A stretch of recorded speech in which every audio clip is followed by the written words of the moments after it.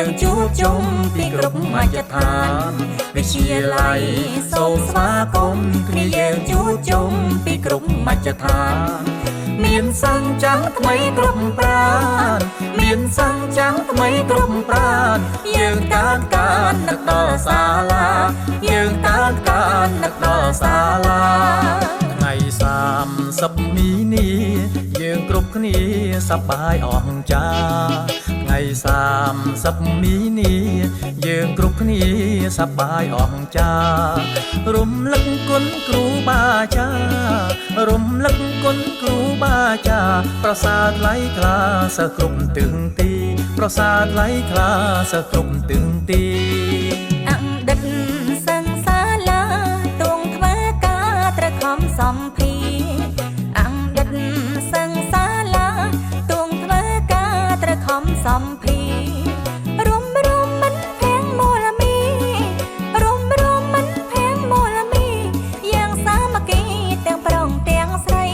យ៉ាងសាមគ្គីទាំងប្រុងទាំងស្រីវិទ្យាល័យស្វាយរៀងមានសូរសៀងឈ្មោះរៀងល្បាញល្បីវិទ្យាល័យស្វាយរៀងមានសូរសៀងឈ្មោះរៀងល្បាញល្បី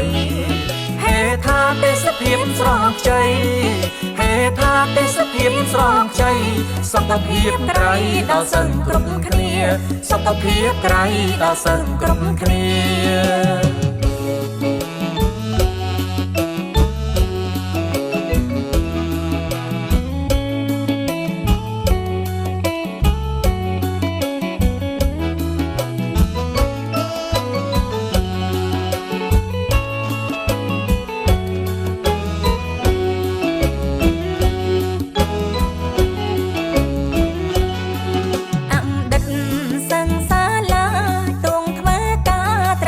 សំភា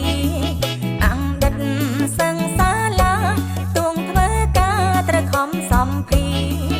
រំមិនភាំងមូលមីរំមិនភាំងមូលមីយ៉ាងសាមគ្គីទាំងប្រុងទាំងស្រីយ៉ាងសាមគ្គីទាំងប្រុងទាំងស្រីវិទ្យាល័យស្វាយរៀងមានសូរសៀងឈ្មោះរៀងល្បាញល្បីវិទ្យាល័យស្វាយរៀងមានសូរសៀងឈ្មោះរៀងល្បាញល្បី